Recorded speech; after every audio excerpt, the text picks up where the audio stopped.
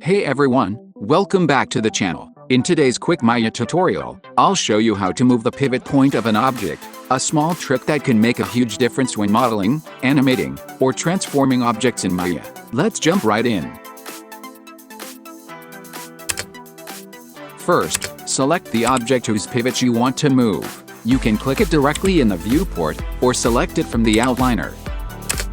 Next, to move the pivot, press and hold the D key on your keyboard. You'll notice your move tool changes slightly. That means you're now editing the pivot, not the object. While holding D, drag the pivot to wherever you want. It could be the bottom of the object, a corner, or even another object's surface. If you want to snap the pivot to vertex or grid point, hold V for vertex snap, or X for grid snap, while still holding D. When you're happy with a new position, just release the D key. Now, if you move, rotate, or scale your object, it'll use that new pivot point.